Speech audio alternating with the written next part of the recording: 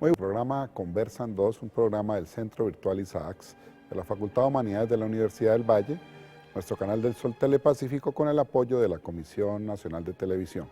Mucho de cine porque nuestro invitado es el cineasta caleño Óscar Campo, y para hablar con Óscar tenemos al profesor, investigador y también un hombre de cine, Ramiro Arbeláez, de la Escuela de Comunicaciones de la Universidad del Valle, aquí en Conversan 2.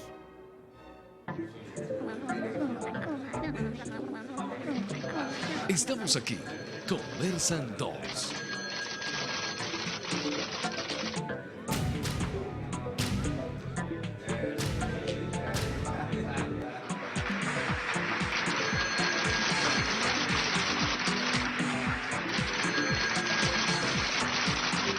Conversan 2.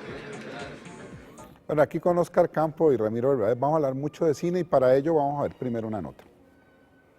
Yo puedo hablar de la fascinación por el horror que siento yo después de leer a Andrés, ¿sí?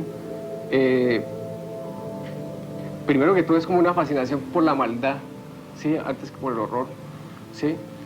Y por una pasión que es mucho más grande, inclusive que el amor o cualquier otra pasión, que es la pasión por el miedo, que es creo que la más grande de las pasiones, como dice Stevenson.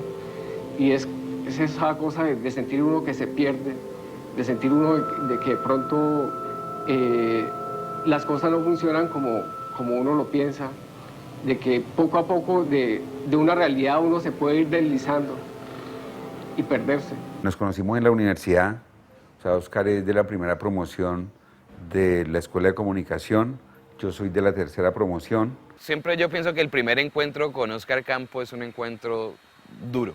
Sin embargo, cuando empezamos a generar mayor química es cuando va a empezar Telepacífico, ¿no? Que coincidimos entre el grupo de personas que estábamos trabajando para ese espacio documental. Él nos dijo a todos, no esperen ser grandes directores porque si fueran genios ya lo habrían demostrado, o sea que ustedes no son nada, como algo así. Y lo segundo que dijo es, cada año 500 guionistas quieren entrar al negocio del cine en Estados Unidos y todos son norteamericanos y solamente lo logran, no sé, 10. Óscar es un poco como una bisagra entre la generación de Luis Ospina, de Mayolo, que él, digamos, en esa época era como de los chiquitos al lado de ellos. ¿Quién es ese hombrita, No, esa es una pelada y que las pica de artista, una loca. Ya estoy en San Isidro un poco de tiempo, pero está buena, sí. Yo ya mejor dicho, coroné ahí, ya. Sí, está buena. Óscar le abre a uno el universo y es una de las funciones además que él ha cumplido como formador de públicos, podría decirse, no solamente como profesor, sino también inclusive por fuera del ámbito propiamente académico.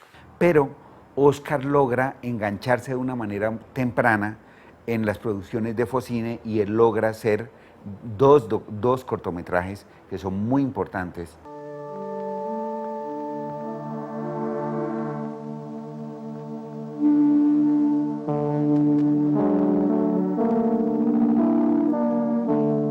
Cuando desaparece Focine, nosotros tenemos como la suerte de que la universidad pues está participando en las convocatorias y es Óscar realmente el que jalona el espacio de Rostros y Rastros. Cuando en Colombia el estándar era Yurupari, por decir algo, que es excelente, pero que claro, era una producción documental que estaba muy alimentada desde la antropología. Óscar estaba proponiendo retratos de personas y de su mundo interno. Digamos que en ese contexto en el que se acaba Focine, Rostros y Rastros aparece como una opción de que todos los que queríamos hacer cosas con Focine las tratábamos de hacer a nivel del documental.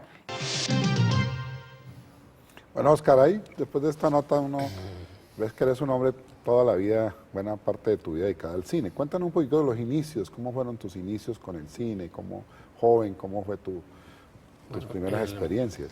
Yo soy un habitante de San Fernando y en los años 70 estaba el Cineclub de Cali Estaba Ramiro, estaba Andrés, estaba Luis Ospina, Mayolo. Y pues uno iba a Cineclub y ahí abrieron un curso de historia del cine, eso era en el colegio Hemingway, ¿no? Creo que se abrió, ahí los profesores eran Luis Ospina y Andrés. Al final fue solamente Andrés. Y durante más o menos unos 5 años estuvimos ahí oyéndole clase a Andrés Caicedo y yendo a Cineclub y rumbeando mucho. Eso era como la escuela, ¿no? Esa fue la escuelita de Doña Rita. Sí, de ese momento era mucho cineclubismo, mucha rumba. Y pues posteriormente abrieron la Escuela de Comunicación de la Universidad del Valle, donde se planteó una cosa completamente distinta, alejada del cineclubismo y mucho más sistematizada, digamos, y dentro de los cánones del pensamiento universitario de ese momento, ¿no?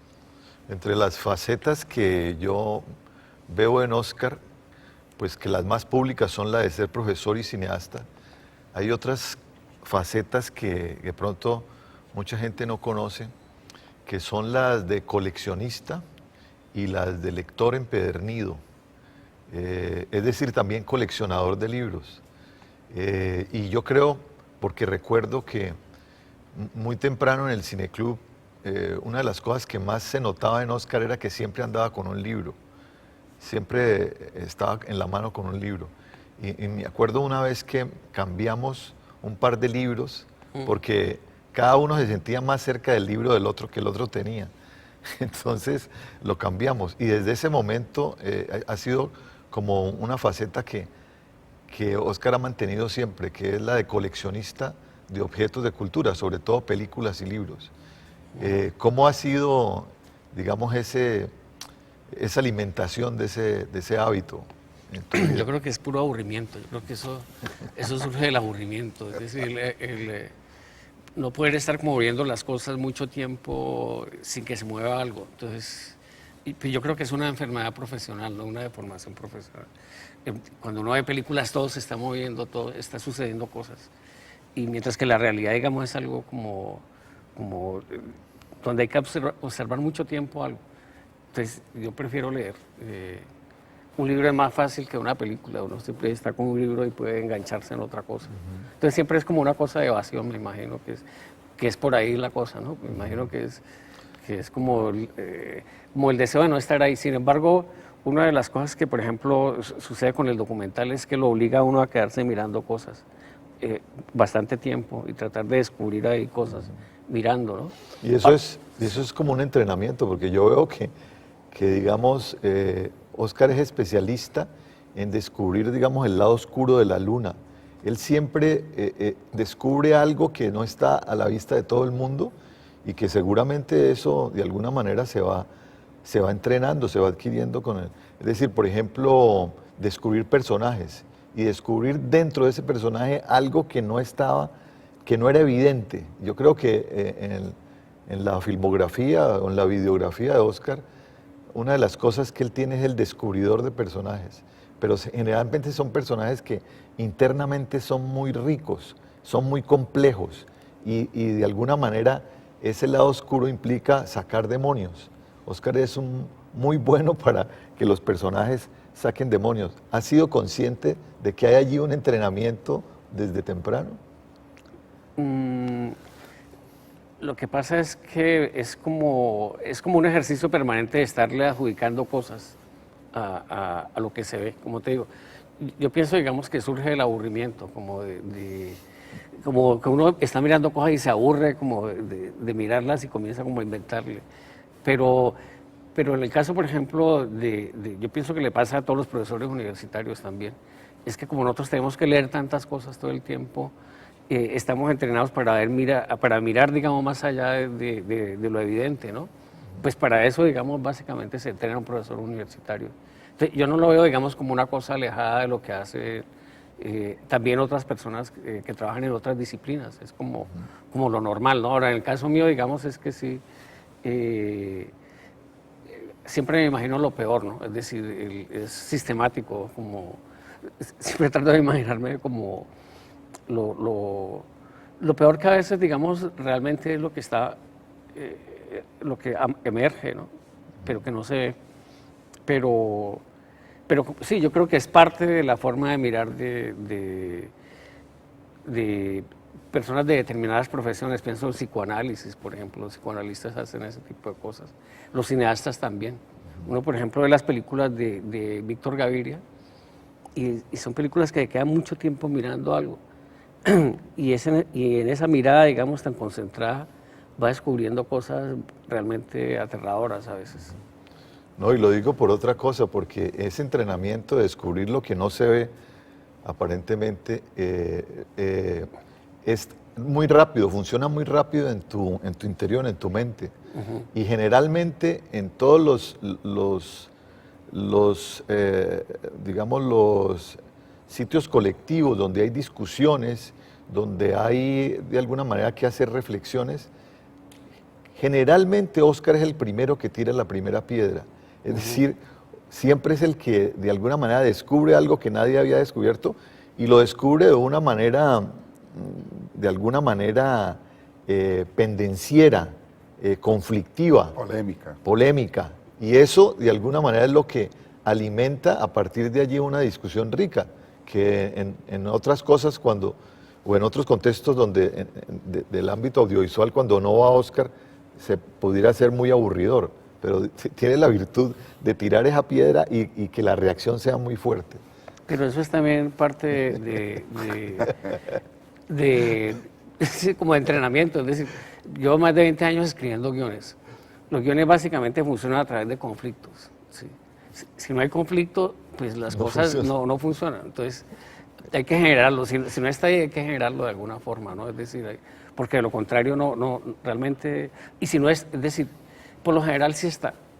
Por lo general no hay que hacer mucho esfuerzo para descubrirlo. Yo creo que es más es una deformación profesional, es como una perversión profesional. Óscar, yo sé que tú tienes una predilección por este lado oscuro de la condición humana y eso te ha llevado al tema del diablo, que es una manera también de explorar ese lado oscuro. Cuéntanos un poquitico de esas investigaciones y algunas cosas que tú has pensado en función de ese asunto. Tiene un audiovisual que se llama Proyecto del Diablo. Del Diablo, sí. Y Ángeles. Y Ángeles, sí. Cuéntanos Yo creo un que poquito. eso viene un poco como de familia. Mi papá era seminarista, mi mamá era monja. Entonces, Dios y el diablo. Sí, tengo digamos, una mente muy religiosa, digamos, pero soy no creyente. Entonces, pero de todas maneras, constitutivamente, yo creo que pienso como de esa manera. Yo pienso que casi todo el mundo lo piensa de esa manera. Pero también, digamos, como estudié en colegios de religiosos y la resistencia también a la religión en ese momento fue muy fuerte. Yo creo, digamos, que me interesaba mucho en los temas que contradijeran la religión. De ahí, digamos, también como ese interés por ver las cosas, pero no oscuras, digamos, sino como de pronto como ese lado del que habla Freud, ese lado de lo siniestro, ¿sí? De mirar, digamos, ya la descomposición, digamos, en algo que aparentemente se ve muy vital. Entonces, es cierta perversión que se ha vuelto profesional, como digo, todo este tiempo, también por el oficio de guionista y documentalista, es decir, y sobre todo por la relación con la sociedad que uno tiene, donde está viviendo, donde como que todo siempre tiene un trasfondo terrible, ¿no? Es decir, la sociedad caleña es una sociedad, digamos, tan oscura, a pesar de que es una ciudad tan soleada, digamos, tiene, digamos, unos visos de algo tremendo, ¿sí? Hay una barbarie muy grande, digamos, en toda la cultura, en esta cultura. Y es algo, digamos, que siempre está ahí de una manera muy inquietante. Entonces, eso es como lo que me mueve un poco, ¿sí? Yo creo que mi epitafio tiene que ser cada vez peor. Porque la sensación, digamos, también que tengo yo de este mundo, digamos, donde uno vive es que es cada vez peor. Pero como ven con Oscar, vamos a hablar muchísimo de todos estos temas que alimentan su obra. Vamos a hacer una pausa y ya regresamos.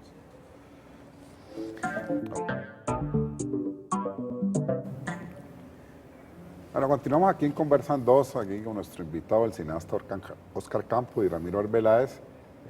Vamos a ver una nota para seguir esta interesante conversación con Oscar. Álvaro, ¿a usted cómo le gustaría que se llamara este documental? A mí me gustaría que este documental se llamara El Ángel Subterráneo, que es el título de una novela de Jack Kerouac, escritor norteamericano de los años 60, Beatnik, de Nueva York. Oscar es un personaje de por sí, y es un personaje que subraya no solo los impulsos de la vida cotidiana, sino es un personaje que tiene interés en la inteligencia también de los personajes que él aborda a través de las películas. Hereda los dones de una generación que se estaba pensando y que empezó a pensarse en contexto, empezando por Andrés Caicedo, que fue el primero que hizo eso, o sea, coger lo más cotidiano y simple, digamos, que no tiene brillo, historias de jovencitos en la calle en Cali, y poder encontrar allí historias universales importantes. Bien sea locos, bien sea drogos, lo que sea. Yo creo que el trabajo de Oscar en general es como un homenaje a la inteligencia del hombre corriente. Napoleón, Lenin, Capone, son toda una ficción. Para mí Napoleón no es nada comparado con Pinzón, que me puso mi primer ojo morado y con el que tuve esa primera negocio de venta de vareta en un árbol del parque para que la policía no nos fuera a ver. Él optó a apostarle a Cali. Entonces, él mismo se coloca, digamos, en un lugar periférico. ¿Sí? Él mismo decide hablar desde acá, no desde allá, no entrar allá, sino desde acá, sostener un diálogo con el centro, porque lo sostiene. No es evadirlo, no lo escabulle, sino que lo sostiene, pero dice, yo hablo desde aquí. Y eso es muy valiente. El trabajo de Oscar está hecho no de una manera inmediata, está hecho para un espectador de largo plazo. Muchos documentalistas creen que para hacer buenos documentales hay que encontrar el tema en lo lejano, donde está la noticia, donde está el conflicto armado, donde hay bombas, qué sé yo. Oscar no, por el contrario, encuentra inclusive esas mismas cosas, pero en lo cercano, en lo próximo, en la gente que conoce de primera mano, en amigos de años atrás, cuando él era un jovencito. Aquí es donde he vivido y de pronto aquí moriré. Desde su misma formación, su cercanía con Andrés Caicedo, su formación cinefílica, ha tenido una pulsión por estos universos marginales y creo que él ha ido tejiendo como una manera particular de abordarlos. Y por lo tanto las estéticas también de los documentales y de sus películas son eso, como underground, ¿sí? Por decirlo así, como algo sucias, ¿sí? Con grano, muy de sombra, muy contrastado. Soy un monstruo de 8 cabezas, una rata asustada, un grano en el culo, un virus de computador, un traidor, un piojo en el culo de una rata. Oscar no solo tiene una claridad, digamos, teórica y estética sobre las apuestas o estrategias audiovisuales, sino que también es consecuente en el momento en que realiza sus proyectos, es consecuente también con la manera como él interpreta esos principios. Pero es como una amante maluca la que sí. Bueno, Oscar, yo como tú y como Ramiro somos caleños, compartimos ya varias décadas de historia y lo que he visto siempre de tu obra es esa relación tan entrañable con Cali, pero en la perspectiva que están señalando él.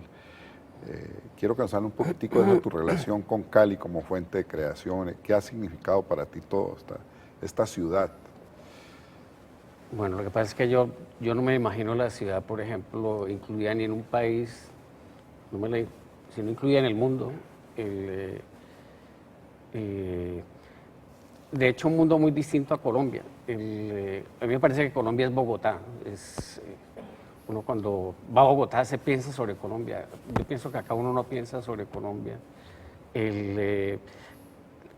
Por tener una relación que no está mediada, por ejemplo, por la televisión, que la televisión es como el gran referente de lo que es Colombia, sino con el cine directamente, se acostumbra uno a pensar lo que está sucediendo acá, pero en función de lo que está sucediendo en los centros donde se produce audiovisualmente o donde se produce cultura, Berlín, París, Nueva York, ¿sí? Y estar dialogando permanentemente con los autores de ese tipo de culturas, hace, digamos, también que la visión sobre lo local es como una visión sobre el mundo, no es lo local, sencillamente es el mundo, es el mundo de uno, ¿sí? Entonces tampoco, digamos, que considera Cali de una manera muy especial. No creo que sea la ciudad más bonita del mundo, no creo que las mujeres de acá sean lo más bello, ni que la cultura afro sea una cosa espectacular. No, es decir, yo pienso, digamos, que es lo dado, ¿no? Son las circunstancias dadas, por lo menos para mí, y trato de dialogar con ellas a partir del legado cultural, de lo que uno puede ir arañando por ahí también, porque también no es una ciudad muy culta, es una ciudad, digamos, por el contrario, donde falta mucho tipo de referentes y de cosas. Entonces no tengo caleñismo, es decir, vivo en Cali, pero la detesto también. Y yo creo que eso se ve en las películas, ¿sí? No creo que Cali sea mejor que nada, es una ciudad como de pronto más parecida a la de La Peste de Albert Camus, como una ciudad apestada. Pero por eso me gusta, ¿no? Es decir, también me gusta porque tiene todas esas contradicciones, me gusta porque cuando leo, por ejemplo, el Cuarteto de Alejandría, se me parece, digamos, esa Alejandría de Durrell, o Durrell, no sé cómo se dice. Y entonces, digamos, aquí encuentro muchas cosas de las que yo leo o veo en películas. Entonces sí, no creo que tenga una relación especial con Cali y ni me la juego por Cali. Bueno, para que todo no sea, digamos, que se vea el lado, entre comillas, destructivo o crítico que tiene Oscar, hay un lado constructivo que yo veo, que es como impulsador del documentalismo caleño.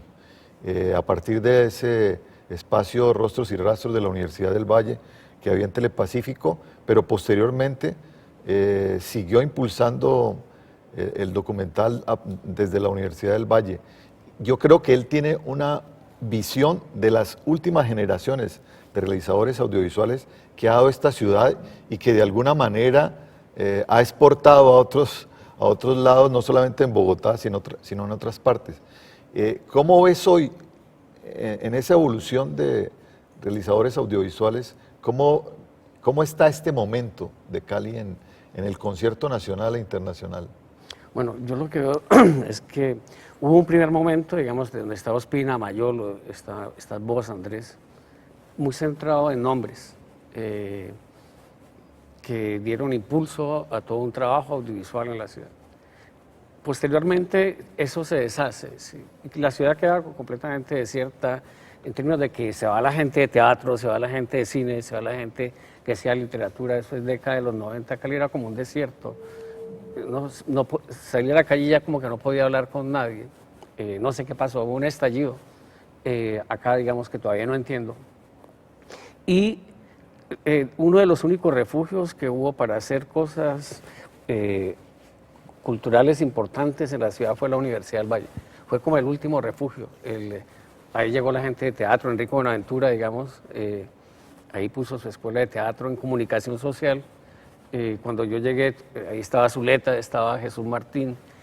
Había una cantidad de gente muy importante y que siguió haciendo cosas desde la estabilidad institucional, digamos, que tenía la universidad. Pero por otro lado también aparece una cultura un poco distinta en estos términos. Ya no era una cultura de individualidades, sino de generar proyectos colectivos. De todas maneras, yo pienso que en la universidad, quiéralo o no, seguimos siendo socialistas. Yo me considero socialista, más que anarquista, me considero socialista.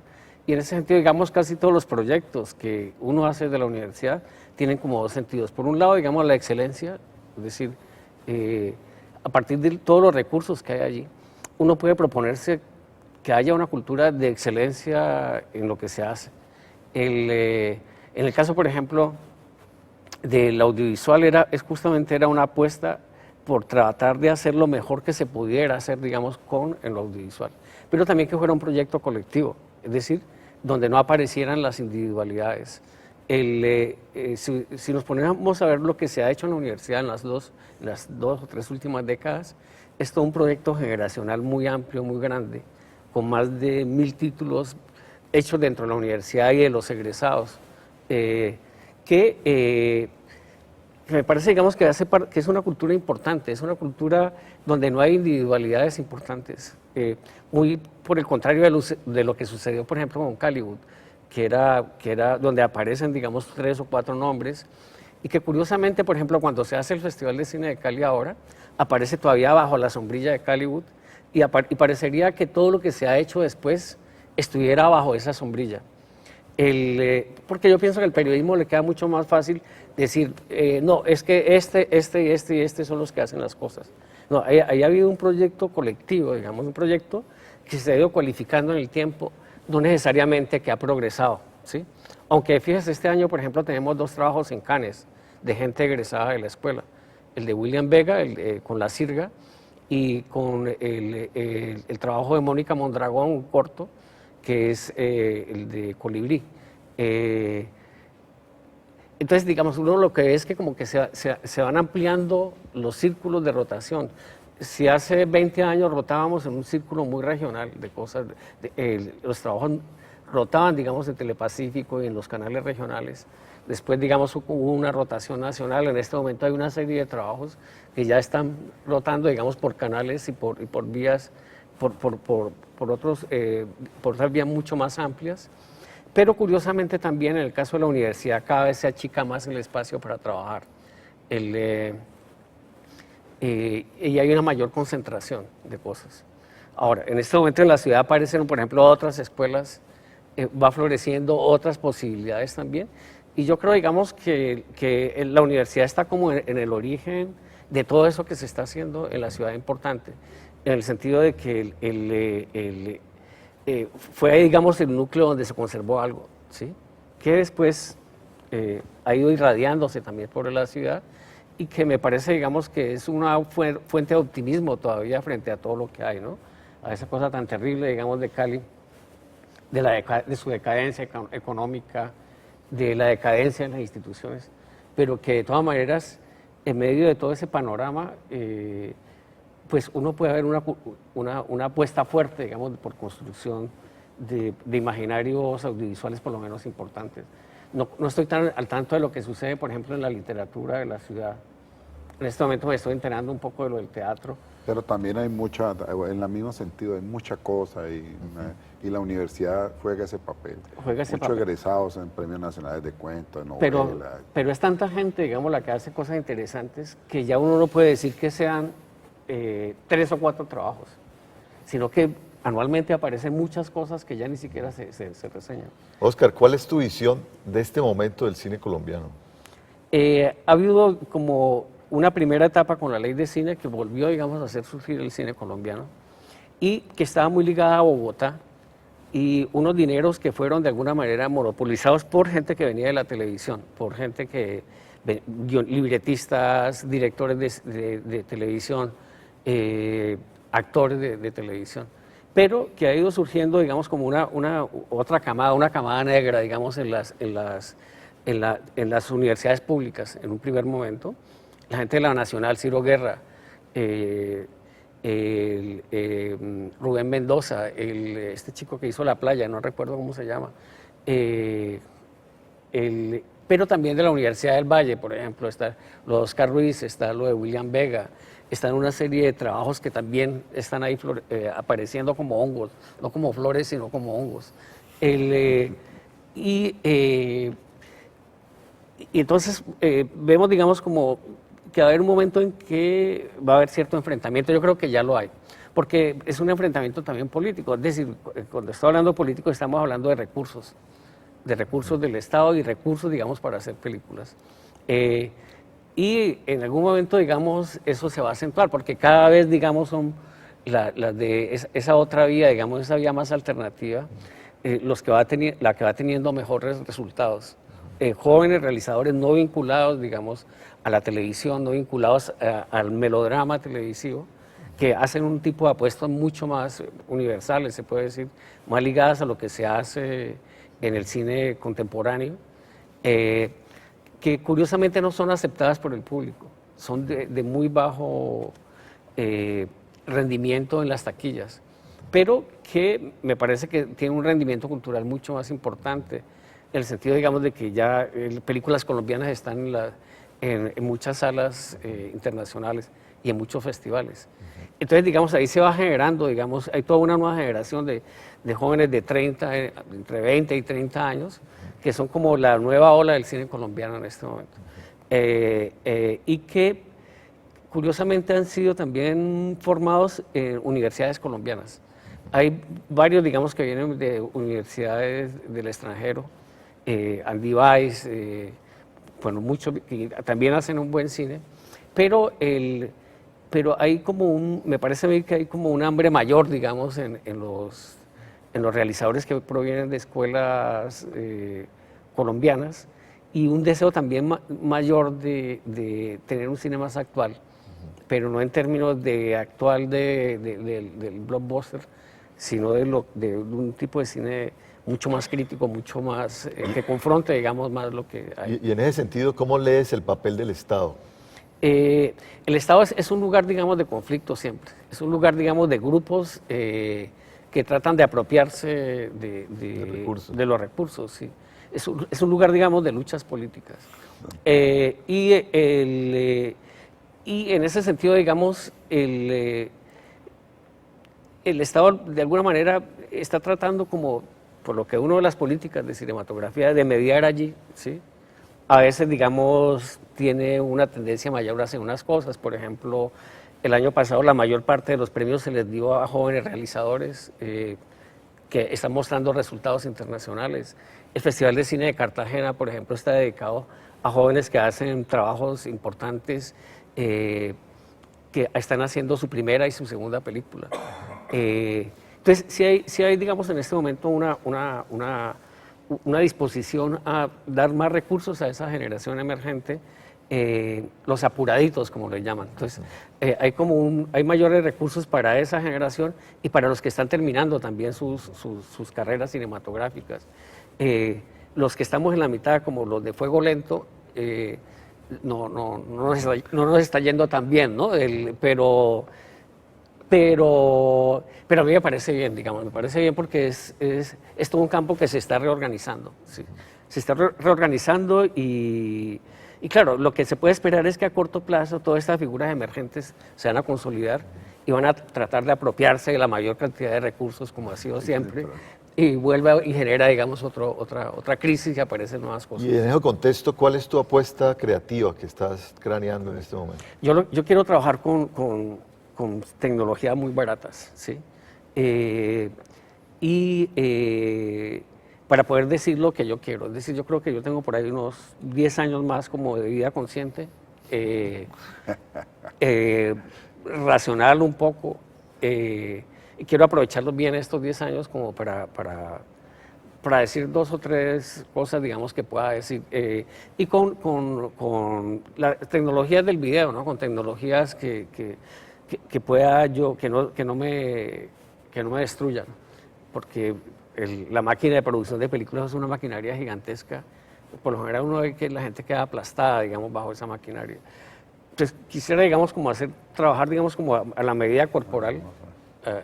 Creo que ya hay instrumentos muy buenos, las cámaras de ahora, las editoras, también donde uno puede trabajar desde su casa con mucha libertad. Está Internet, donde uno también puede aprovechar, digamos, para decir cosas. No creo que mi apuesta va a ser en este tiempo a tratar de tener éxitos de taquilla, sí. De hecho, ya sé que no los voy a tener, es decir, ya me ha Pero ido está muy aquí, mal, ¿no? digamos, por ese lado. Y entonces, digamos, sí, la apuesta, digamos, va a ser tratar de hacer ese tipo de trabajo y tratar de meter la mayor cantidad de personas también. Pero si esa es en la forma, ¿cuál serían como los temas que te están obsesionando? Bueno, ahorita estoy trabajando uno con vos, que es el de Garras de Oro, que es una película que fue hecha en Cali en el año 26, la primera película antiimperialista de la historia del cine, y que fue perseguida por los norteamericanos y resucitó porque la encontró Rodrigo Vidal en el año 88. Como vos sabés, hemos estado haciendo una investigación en varios países. Hemos estado investigando en los Estados Unidos, en Italia, en Panamá, en Colombia también, digamos, en los archivos de toda Colombia. Y la otra cosa, y lo otro que estoy haciendo es una película que quiero hacer sobre un documentalista que viene a hacer un documental sobre el río Cauca. El río Cauca siempre me ha fascinado porque es como un ruido sordo que está ahí y es invisible, ¿sí? Y que va arrastrando todo lo terrible de la ciudad. Y es como esa mala conciencia, como que trata siempre como de lavarse, ¿sí? Quiero ubicar la historia en el contexto de la Feria de Cali, donde aparecen esas cabezas gigantes, sí, también que son como las erinias o como los demonios de la ciudad, así como es otra versión de lo mismo. Entonces quiero como hablar eso, como de una ciudad de pesadilla, ¿sí? A través del río y a través de la fiesta. Bueno, vamos a hacer una pausa y ya volvemos con Óscar Campo, aquí en Conversando.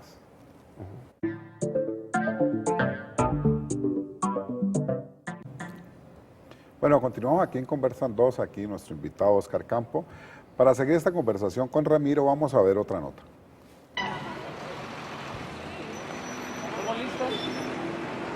Pues una de las grandes ventajas que tenemos los profesores de la Escuela de Comunicación Social es haber tenido y tener esa relación permanente entre el tablero y el lugar de directores. Él es un profesor, es un académico del audiovisual, pero primer punto. Segundo, es una persona que le interesa temas que tocan lo cultural, lo social, lo político, además de lo propiamente cinematográfico. Entonces esto nos genera como esa posibilidad de no solo experimentar desde el lugar de clase, sino también indagar a ver qué tan posible es llevarlo, digamos, en términos de ejecución en propuestas concretas. O sea, tiene una postura frente al mundo, cosa que es atípico encontrar en gente que realice continuamente. Es muy interesante, digamos, cómo Óscar fusiona todas estos cruces de saberes, ¿sí? Y lo interesante no es que sea una persona ilustrada, sino la manera como cruza esas directrices en contextos concretos, como la realización de un documental sobre un personaje. Siempre encontrarse con el trabajo de él es en eso gratificante porque te pone en un lugar que no te lo esperabas. Siempre sorprende en ese aspecto. No te lo esperabas. No te esperabas que alguien pudiera, en nuestro contexto, digamos, hacer esto o proponerlo desde aquí. Entonces eso refresca y dinamiza, inspira, moviliza a otros a seguir haciendo también y como a no perder el coraje de seguir luchando. Lo otro es eso, esa perspectiva global. O sea, yo creo que nosotros, a través de la misma formación que hemos tenido y a raíz, digamos, de la suerte que hemos tenido en las posibilidades de viajar, de conocer otros países, de leer otros textos, de ver otras películas, también somos como muy conscientes de esa perspectiva global. Y en los trabajos de Óscar, esa perspectiva global es bastante clara, ¿no? Y eficiente.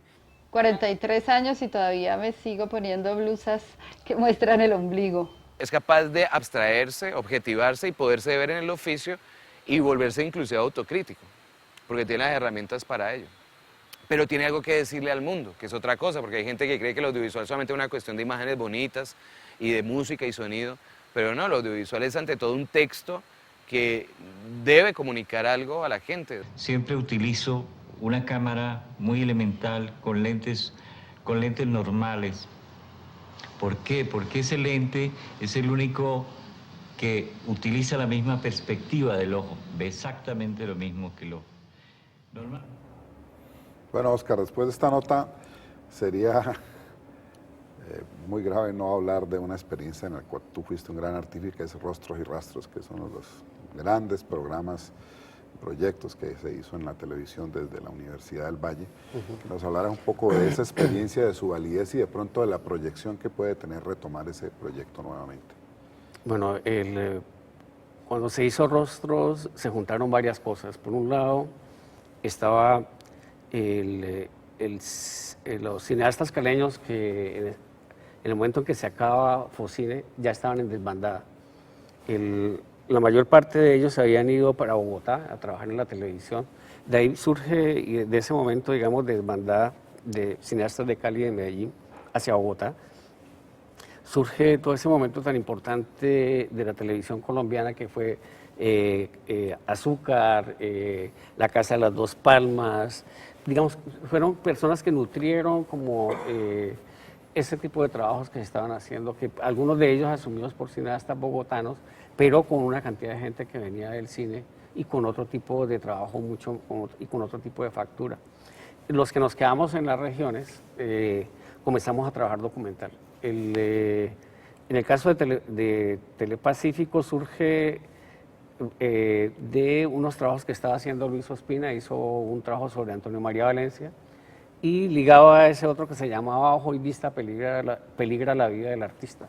En el año 88 aparece esa posibilidad de hacer trabajos para Telepacífico y yo había visto el trabajo de Luis y pensé, digamos, que de ese formato se podía hacer un programa de documentales hechos rápidamente, pero que fueran más allá de la noticia o de los formatos convencionales de televisión pública. Entonces se hizo bajo ese formato de Luis Ospina. El nombre de Rostros y Rastros se lo puso Margarita Londoño. Pero detrás de ese proyecto estaba Jesús Martín, por ejemplo, con toda su concepción, digamos, de una televisión que fuera también una tribuna de discusión sobre lo público. Estaba muy en mente, en el caso de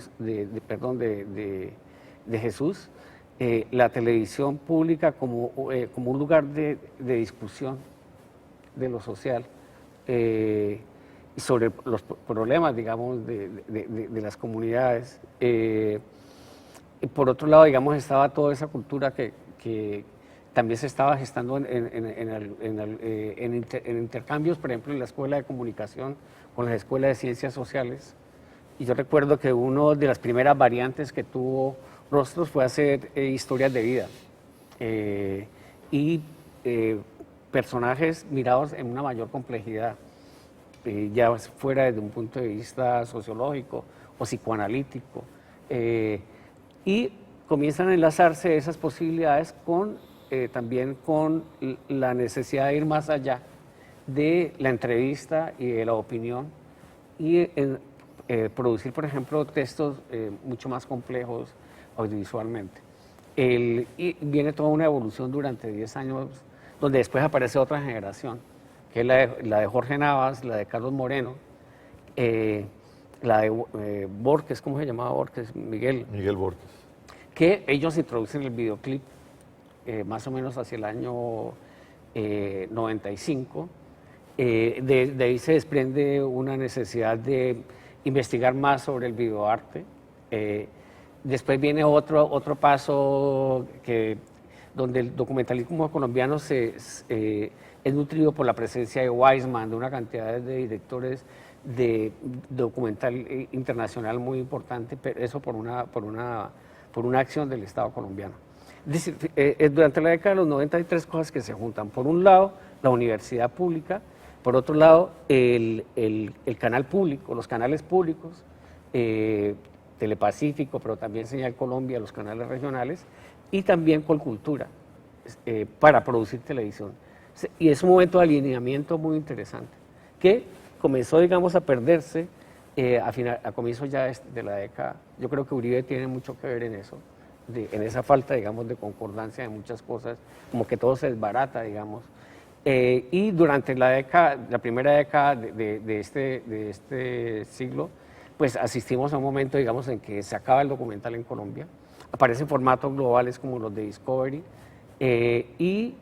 pero de todas maneras ya después de la mitad de la década hacia acá, de la primera década hacia acá, se va formando internacionalmente toda una posibilidad nueva de hacer documental, que nosotros hemos descubierto a través de los diplomados, el diplomado que montó Diana Cuellar en la Universidad del Valle, donde hemos podido contar en Cali con la presencia pues, de personas como José Luis Guerín, como Isaki La Cuesta, que ganó este año el Festival de San Sebastián, y de muchos profesores internacionales buenísimos, y estar muy al tanto, muy al corriente de lo que está sucediendo en esa respuesta que han dado los documentalistas al documental institucionalizado en los canales globales. Yo pienso que ahí, digamos, en ese nuevo espacio, en ese nuevo lugar, yo creo que nosotros podríamos hacer algo interesante también para televisión pública. Falta un poco de voluntad política para hacerlo, ¿sí? De alguna manera, yo creo que los canales regionales se han fosilizado, se han convertido en lugares de tránsito como de funcionarios, y con una serie de programas, con unas apuestas muy débiles culturalmente, ¿no? Es decir, siempre es como el pan coger, digamos, siempre respuestas muy rápidas a todo, no los trabajos pensados, no los trabajos que se plantean, digamos, ir más allá del horizonte de lo conocido. Y yo pienso pero que en Cali en este momento hay un potencial grandísimo, porque hay mucha gente que se está formando, sobre todo a través del cine. En Cali en esta última década se han hecho, ¿cuántos largometrajes?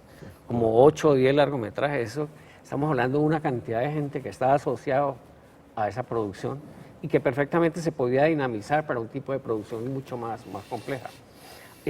Yo creo, digamos, que la universidad está en vías de hacerlo. La mayor parte de ese trabajo ha surgido de la Universidad del Valle, en parte de realizadores que comenzaron en la época de Rostros, y en parte, digamos, generaciones nuevas, menores de 30 años.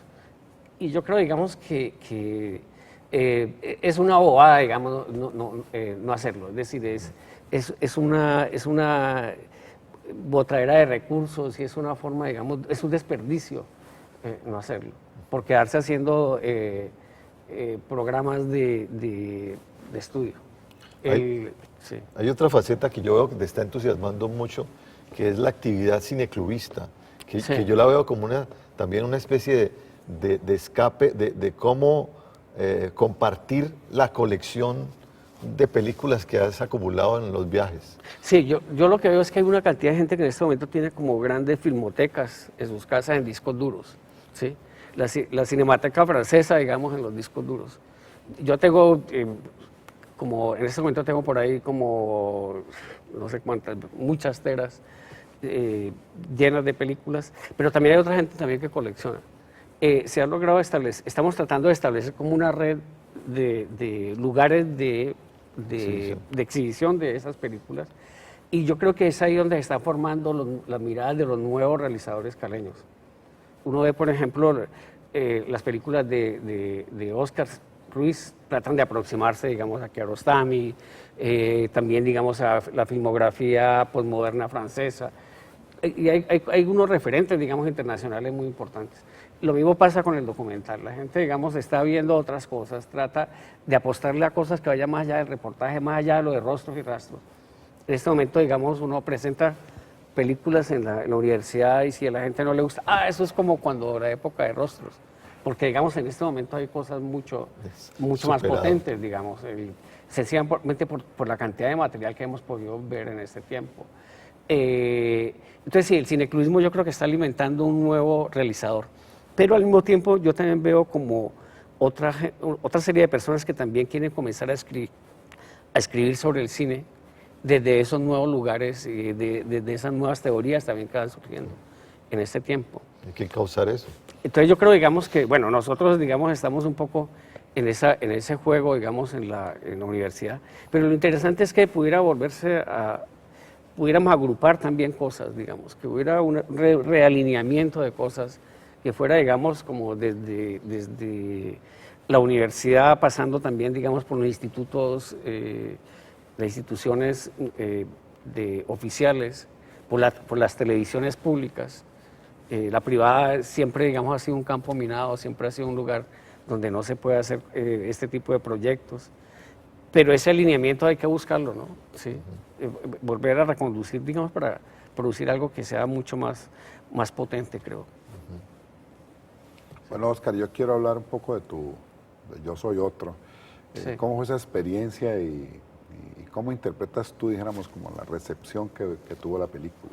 Bueno, la película yo nunca tuve la pretensión de hacer una película para pantalla de cine. Era un proyecto experimental siempre, es decir, siempre lo pensé, digamos, como algo en la que yo podía acumular pensamientos y cosas acerca de algo que me preocupaba mucho, digamos, en ese momento, que era el problema del sujeto, de la subjetividad humana. Ha sido, digamos, una preocupación en casi todos estos 20 años, ya 20 y pico años, que he venido haciendo documentales. Yo me separé un poco de la posibilidad de hacer documental objetivo a través de entrevistas o a través de la mirada en directo, y me concentré en trabajar subjetividades. Hice varios retratos de Fernel Franco, de Óscar Muñoz, de Miguel González, de Guillermito Lemos, como de personas con problemas. Pienso que casi todos son freaks, todos ellos. Y a partir de eso me enfrento con el problema de cómo representarlos, de cómo representar el pensamiento. Entonces, claro, en un primer momento uno piensa que existe un sujeto con unas representaciones que lo hacen también representable. Pero eso se me estalla un poco, eso se me estalla sobre todo al comienzo de la década pasada, cuando comenzó a trabajar un poco el conflicto armado de la ciudad, a través, no directamente, sino a través de cosas que la gente ha filmado sobre eso, y tratar de pensar sobre eso. Y me di cuenta de que nosotros estábamos realmente desarmados frente a todo lo que se nos había venido. En la primera década del siglo XX, toda la guerra uribista, yo creo que los realizadores y la gente que escribíamos y hacíamos cosas para medios y también para la escritura letrada, estábamos con los calzones abajo, mejor dicho. ¿Sí? Y muchas de las cosas que nos sirvieron en la escritura en la década de los 90, en la siguiente década ya no nos servían. Entonces, cuando me enfrento de nuevo al problema de la subjetividad, veo una subjetividad estallada por la guerra, por lo menos es lo que sucede, digamos, en la ciudad. Todos estamos atravesados por la guerra. De alguna manera, las mentes de todos son lugares de contienda, son lugares donde las diferentes fuerzas también están ahí presentes. Y yo lo que quería hacer una película era para visibilizar, digamos, eso. Ese era mi principal interés. De ahí trabajé mucho, digamos, a través de Lacan, a través, digamos, del psicoanálisis, a través de muchos autores. Claro, salió un trabajo muy cargado y creo que la gente no lo entendió. El espectador, digamos, de sala de cine no lo entendió. Y creo que no lo van a entender y creo que... Pero ya es una película de culto, hay mucha gente que tiene que verla y se ven muchas salas pequeñas. Sí, pero digamos, como se ven las películas de freaks, ¿no? De películas de gente como loca, como... Pues, y bien, ¿no? También me parece que esa puede ser una perspectiva interesante, pero realmente yo lo que quería hacer era un ensayo, una película de ensayo sobre la mente humana en ciudades donde hay que, como Cali, donde hay que pensar en medio de explosiones. Aquí está ya muchas cosas siempre. Pero el otro lado que tiene la película es que está hablando del conflicto y de Colombia y de lo que está pasando en este momento. Y de alguna manera es no solamente el retrato de ese personaje que está multiplicado, sino de la realidad colombiana. Provoca muchas cosas. Bueno, como ven ustedes, Con Óscar y con Ramiro podemos hablar muchísimo de nuestro cine. Aquí en Conversan 2 te agradezco, Óscar y Ramiro, y nos vemos en una próxima programa de nuestro Conversan 2.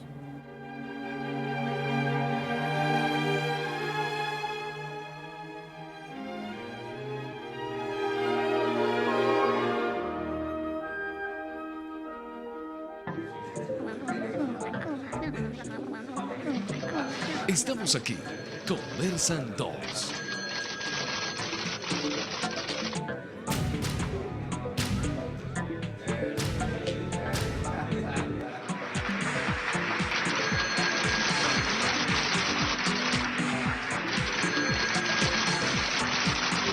Conversan 2.